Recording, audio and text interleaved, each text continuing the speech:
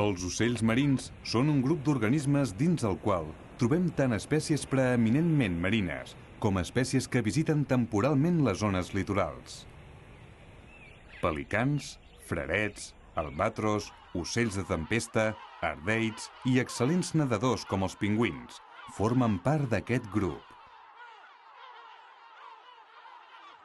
Habitualment, quan es parla d'ocells marins, es pensa primer en el gavià argentat. A les nostres latituds és possiblement l'espècie més comú, ja que sempre hi ha exemplars als ports, sobre les roques dels penya-segats o fins i tot en els camps de conreu. Es tracta d'una au gran. Les adultes fan uns 60 centímetres de llarg, tenen una envergadura de 1,5 metres i un pes de més d'1 quilo. En destaca el bec de color groc amb una taca de color vermell al seu extrem. Les potes també són grogues. A partir del mes de febrer, en alguns indrets del litoral, es produeixen grans concentracions de parelles de gavians argentats. És el moment de la posta d'ous. En aquest període són força agressius i fan fugir qualsevol intrús que s'apropi al seu niu. Les femelles fan els nius a terra. Els construeixen amb herbes i restes vegetals. Generalment ponen 3 ous de color marró verdós amb taques fosques que incuben durant uns 30 dies. Els polls tenen una coloració que els permet camuflar-se molt bé entre la vegetació. Després d'unes 5 o 6 setmanes començaran a volar.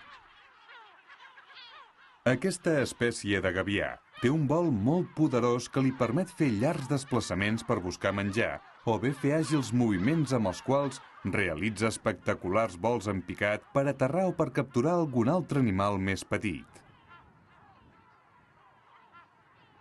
També sap aprofitar molt bé els corrents d'aire per planejar durant força estona, aparentment sense cap esforç. Tot i que és una au marina, el gavià argentat no es capbussa. No obstant això, pot estar surant sobre l'aigua i nedar sense mullar-se. Per aconseguir-ho, una gran majoria d'aus impermeabilitzen les plomes amb unes ceres segregades per la glàndula oropígia situada a la base de la cua. Quan s'arreglen el plomatge, van distribuint la cera per les plomes. Les aus aquàtiques tenen una membrana interdigital entre els dits de les potes. Quan tiren la pota enrere, aquesta membrana augmenta la superfície de contacte amb l'aigua, fet que els permet nedar més ràpidament. Quan mouen la pota cap endavant, tanquen els dits i la membrana queda plegada, reduint la superfície de contacte i fent menys força.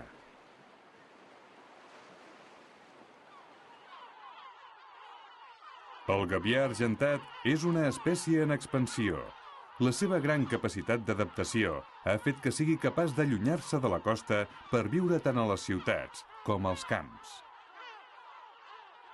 Aquestes aus també són seguidores habituals dels vaixells de pesca. Encara que els pescadors estiguin treballant lluny de la costa, quan pugen les xarxes estan gairebé sempre acompanyats per nombrosos gavians que arriben ràpidament per veure què poden aconseguir per menjar. En aquest cas, aprofiten els descarts de les captures que els pescadors llencen per la borda del vaixell. Aquestes aus s'han adaptat a menjar qualsevol cosa que puguin trobar o caçar, ja siguin organismes marins, restes orgàniques dels abocadors, rates, ocells petits i altres animals. Són autèntics depredadors i carronyaires.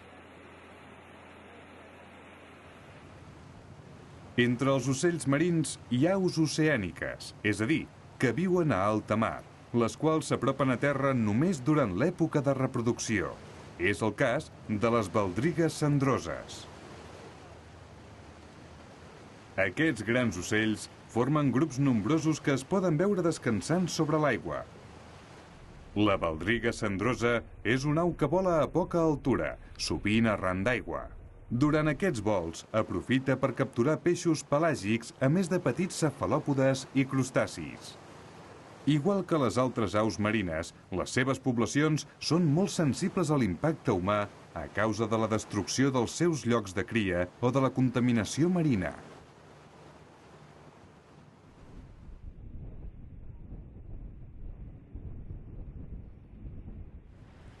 De la mateixa manera que al litoral es poden veure ocells oceànics, també s'hi poden veure grups d'aus d'aiguamoll. És el cas d'aquest grup de cames llargues que retorna al nostre litoral per reproduir-se després de passar el període hivernal al Magreb i a l'Àfrica subsahariana.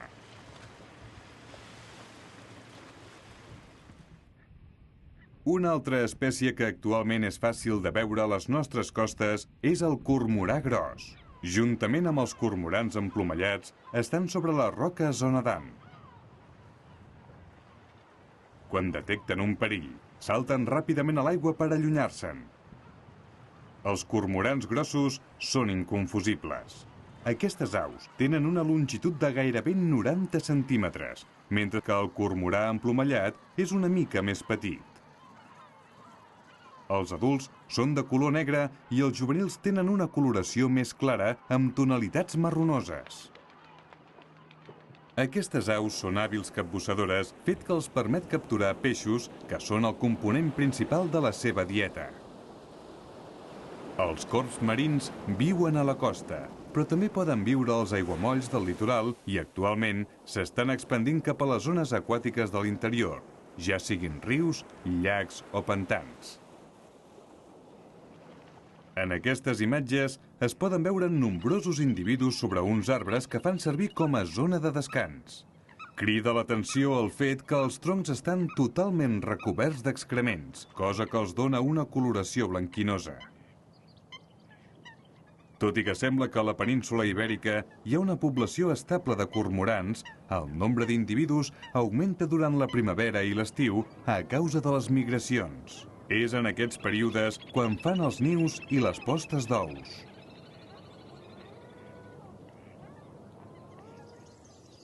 Els aiguamolls dels litorals i les platges són uns indrets de gran valor ecològic on es concentra una alta diversitat d'aus.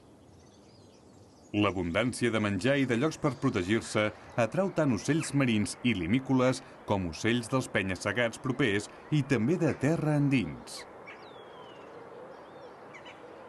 Són un bon indret on recuperen forces i descansen moltes espècies migratòries, i en altres casos són àrees d'hibernació o de reproducció de determinades espècies.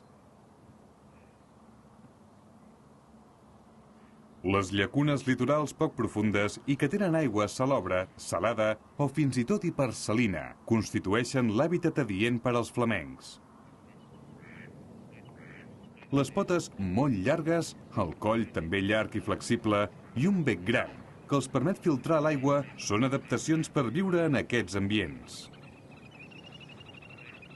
Els flamencs passen una bona part del temps removent el fons i amb el cap dins l'aigua van capturant petits crustacis, peixets i algunes espècies d'algues. En llacunes d'aigua dolça, els flamencs comparteixen espai amb una gran quantitat d'aus, entre elles els ànecs i els cabussets. Amagats entre les canyes i la vegetació de les llacunes litorals, també viuen diverses espècies de nàtides.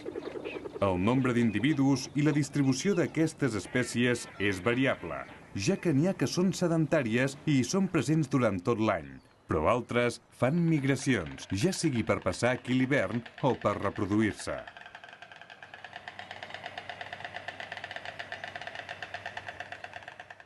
Aquest so tan característic el produeixen les cigonyes per comunicar-se entre elles. Encara que no són aus marines, a les cigonyes els agrada viure en zones pantanoses o anegades d'aigua i, per tant, és possible veure-les també en els aiguamolls litorals durant la primavera i l'estiu. Aquí, entre les basses i el fang, troben els peixos, insectes i amfibis que els serveixen d'aliment. El bec, llarg i esmolat, els permet capturar-los fàcilment dins l'aigua o entre les herbes. Les cigonyes que nidifiquen a la península Ibèrica fan la migració hivernal a l'Àfrica tropical, tot i que cada vegada s'observa amb més freqüència que hi ha animals que es queden aquí a passar l'hivern. Anualment, moltes espècies d'ocells fan llargs viatges estacionals. Són les anomenades migracions. Aquests recorreguts es fan des d'una àrea de reproducció i de cria fins a una àrea d'hibernació. Habitualment són desplaçaments tipus nord-sud, tot i que en algunes espècies poden ser est-oest. Les migracions generalment estan lligades a les condicions ambientals i a la disponibilitat de recursos alimentaris de la zona on habiten. La disminució de menjar coincideix amb l'inici de les migracions. Els mecanismes d'orientació dels ocells durant aquests viatges depenen del reconeixement de la posició del Sol i de les estrelles i dels camps magnètics de la Terra.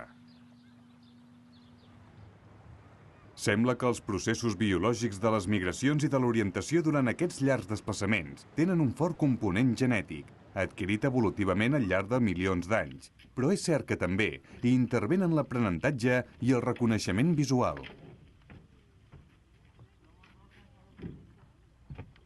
Hi ha espècies que també fan desplaçaments més curts quan, per exemple, s'endureixen les condicions ambientals. El fred, la calor o la sequera poden impulsar que les poblacions d'algunes espècies busquin temporalment altres territoris. Les amenaces més greus que afecten les aus marines estan relacionades amb els plàstics, els vessaments de petroli i també amb la destrucció dels ambients marins i litorals. Molts d'aquests animals són molt sensibles a les agressions humanes.